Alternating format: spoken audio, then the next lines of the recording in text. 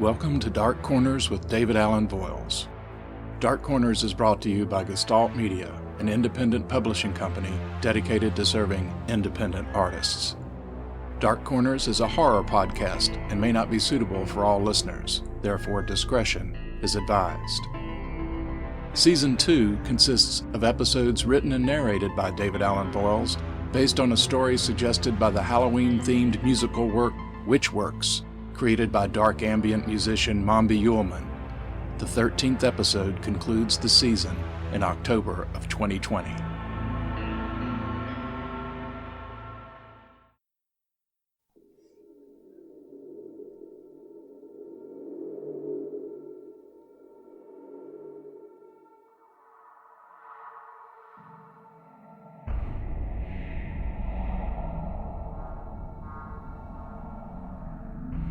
Chapter 12, Samhain City. Daniel opened his eyes and for a moment had no idea where he was. It took a while for his vision to focus in the darkness, but soon, thanks to the utility light which shone over the driveway, he realized that he was sitting in the lazy-boy recliner in the living room of the house in which he had spent most of his life. He was back at the farm. He had no idea how he had gotten there, and a panic filled him as he remembered the last thing he had seen, Laura's life draining from her as blood streamed from her throat. He stood, obeying an urge to go somewhere, to do something, but he had no idea where to go or what to do. He stood in the living room with his hands pressed to his temples as if that would keep his sanity intact. Is this real? Am I dreaming? Was everything that happened on the hayride a dream? Maybe Laura's alive. He patted his jean pockets for his cell phone, but it wasn't there. Just his keys and his wallet. The car. Did I drive myself home? Daniel raced to the front of the house and looked through the screen door where the front door stood open. His car sat where he always parked it. Of course it's there. Why wouldn't it be? How else would I have gotten here? But where's my phone? And where's Laura? Daniel turned back to use the landline phone to call her when a low chuckle broke the silence. It's all real, laddie. Daniel whirled to locate the source of the voice he now knew all too well, but he saw no one in the gloom of the house. It's not a dream. Where's Laura? Daniel called out into the darkness. Ah, now that's a shame. The lass is gone. A sacrifice that had to be made. You killed her, you bastard! A necessary evil, my boy. Come out and show yourself, you fucking coward! I'm not hiding. Just the opposite. I'm right here with you. Closer than you could ever imagine. Daniel felt his skin crawl even though he didn't really know what O'Bannon meant. He turned again and stepped out onto the front porch and gazed out to the east, toward Maria Bay. Yes, I want to show you something. As Daniel looked up the driveway, he felt the sensation he had experienced twice before in his dreams and visions, the feeling that he was moving without having taken a single step.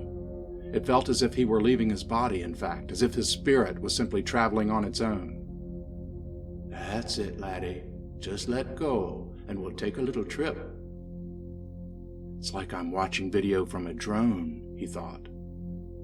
His driveway raced beneath him. Soon he found himself on the highway following the familiar route into town. Although it was still night, he could make out every detail of the terrain that went by.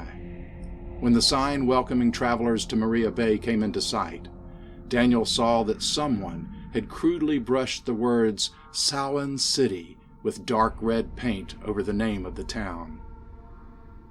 When Daniel came into the business area, his speed slowed to being not much faster than a brisk walk.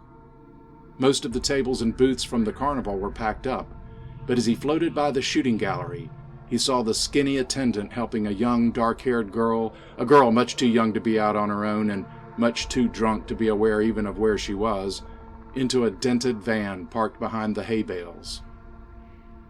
Daniel wanted to call out, but he could only watch as he continued to glide past the sight.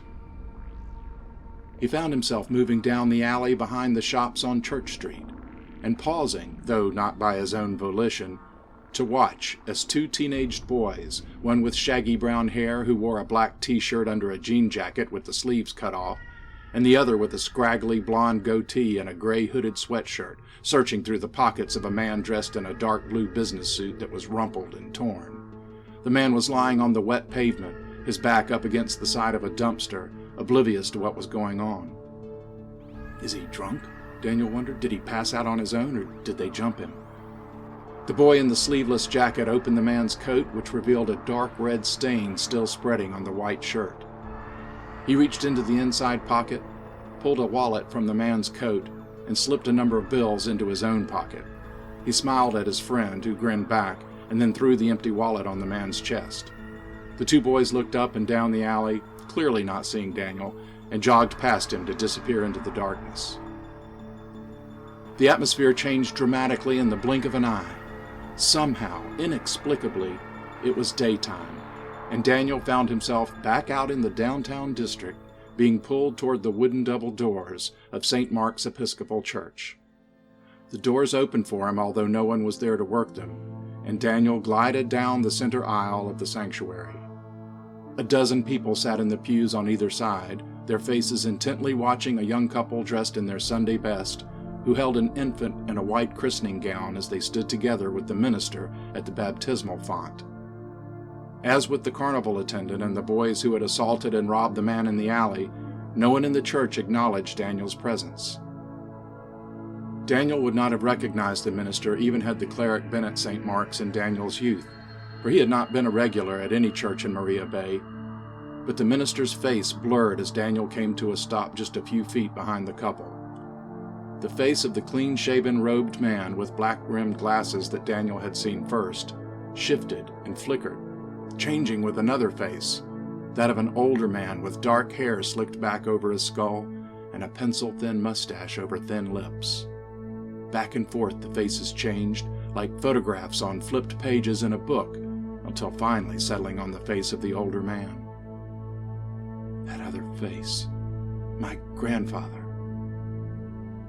The silver crosses on the minister's purple stole were suddenly upside down, and the stole itself had become a deep, rich red. Like blood, Daniel thought. The couple, who gave no sign that they had noticed a change in the minister's appearance, handed their child over to him.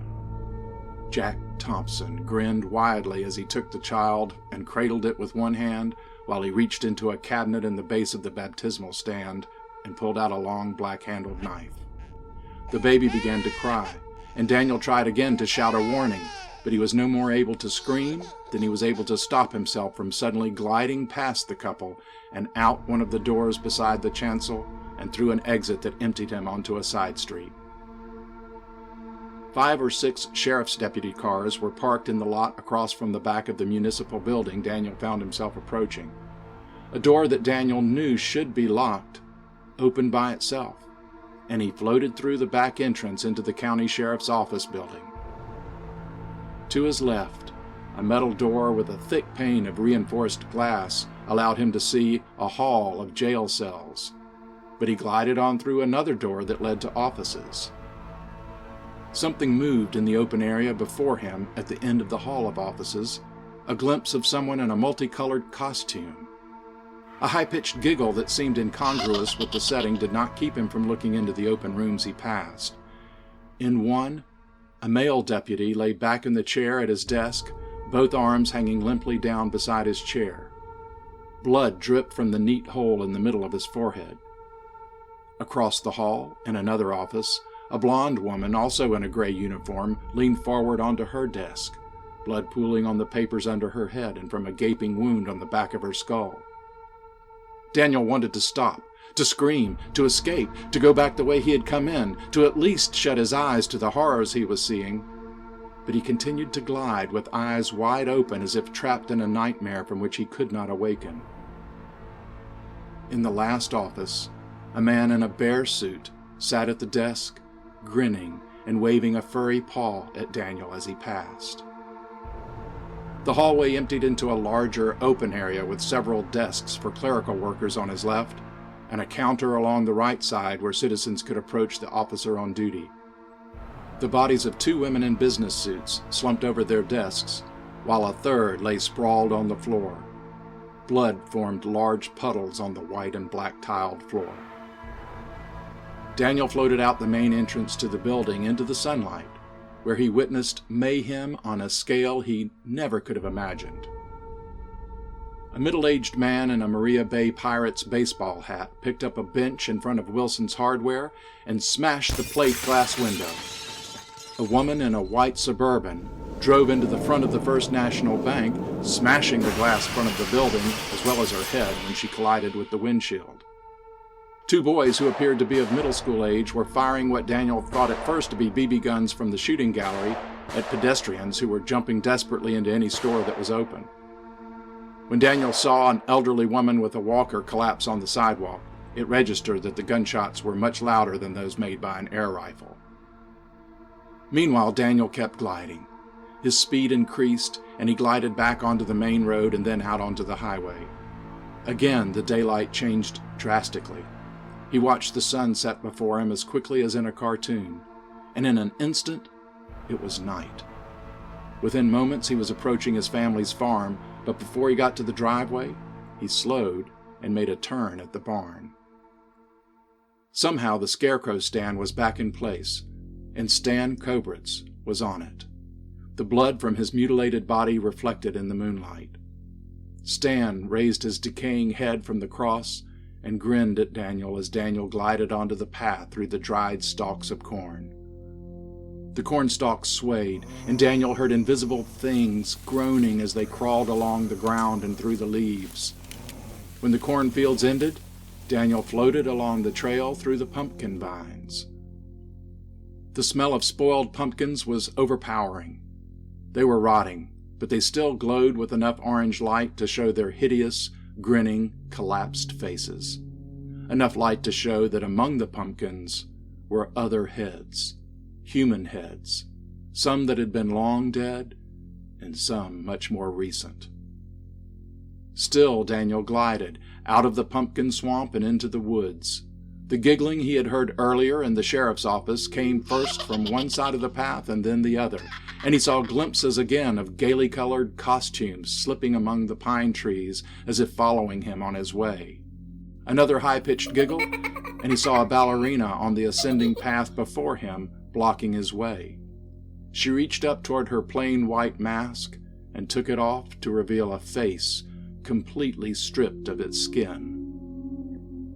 As Daniel got closer, she stepped aside enough to let him pass, but not so far away as to give him relief. He slowed, much to his dismay, as he pulled up beside her, and he saw the moonlight glistening on the wet red tendons of her face.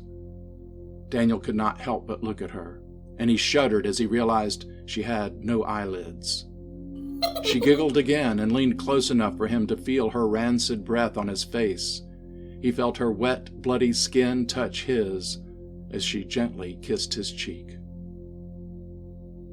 The path opened up so that Daniel could see his destination, the Witchworks. It loomed before him black and dark against the huge full moon, appearing once again as it had before the fire. The large iron doors opened as he approached and entered. The hum of the machines filled Daniel's head so that he could hear nothing else. People sat at the machines as he had seen twice before, sewing dolls and toys while staring sightlessly straight ahead. They were bathed in deep tones of reds, greens, blues, and amber from the moonlight that shone through the stained glass above them. Their solid white eyes, totally without pupils or irises, glowed as they caught the moonlight that filtered through the few clear panes of glass mixed in among the jewel-toned panels. Daniel continued to glide slowly up the center of the factory. He looked up at the mezzanine for the familiar figure who often loomed there in his dreams and visions, but no one stood before the wooden doors. Is that where I'll end up? Daniel tried not to look at the figures who sat at their machines, but it was impossible not to see them. Judging from their dress, most seemed to be from the past, but some seemed ill-placed to be factory workers. A woman in a maid's uniform? A skinny blonde in a nightgown and robe? And then he noticed a man in a suit that was unmistakably Sidney Johnson. Across from him sat a very bloody Sheriff Cobritz. And then Daniel thought his heart would jump out of his mouth. Laura. She was still wearing what she wore on their hayride. A large raw wound crossed her throat, no longer bleeding, yet she stared straight ahead as she moved the fabric under the bobbing needle. It was too much to bear.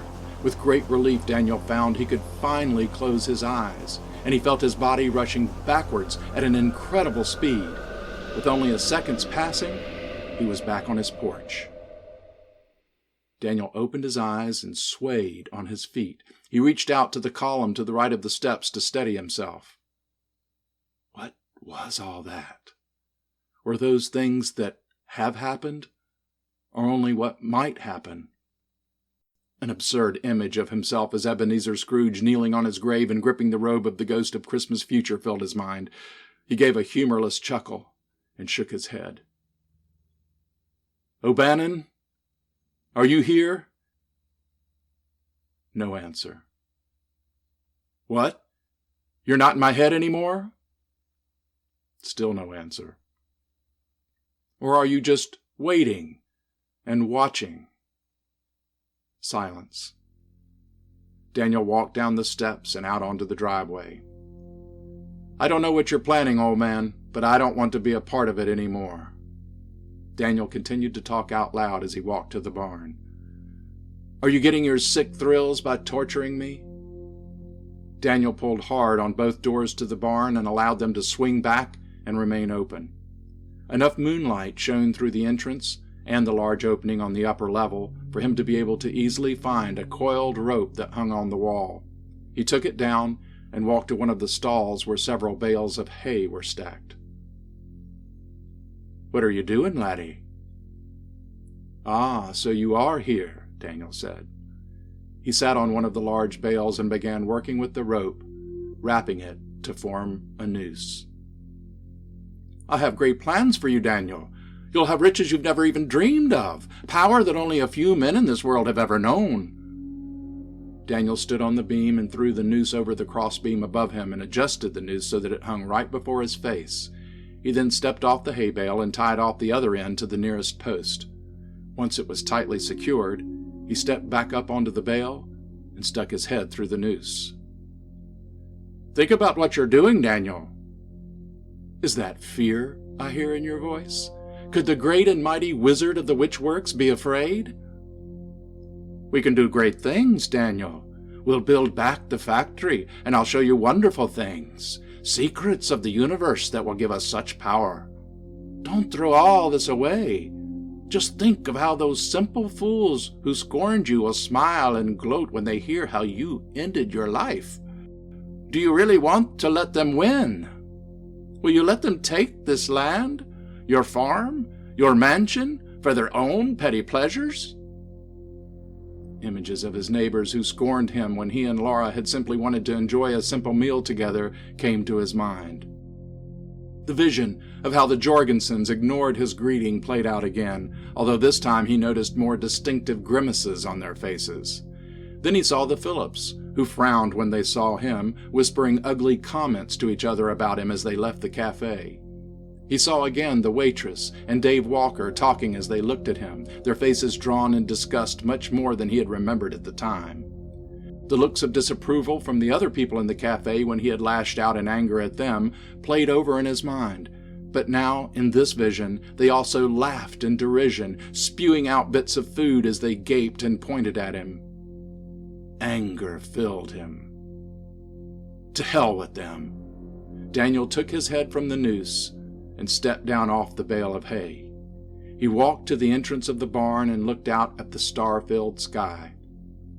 A pleasant, warm wave rippled from the base of his neck down through his body and out his limbs all the way to the tips of his fingers and toes. His eyes narrowed, and his lips stretched into a fierce grin of joyful anticipation. He felt something rub against his leg. A black cat looked up at him, purring loudly, a hum that merged with the sound of many, many machines.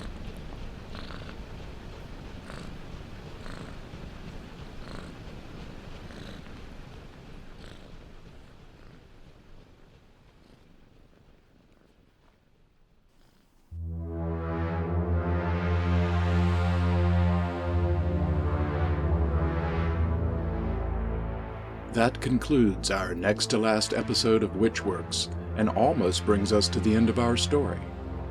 I encourage you to continue listening to the final chapter of Season 2, Episode 13, Leaves, an Epilogue. It's available right now. I think you may find it interesting.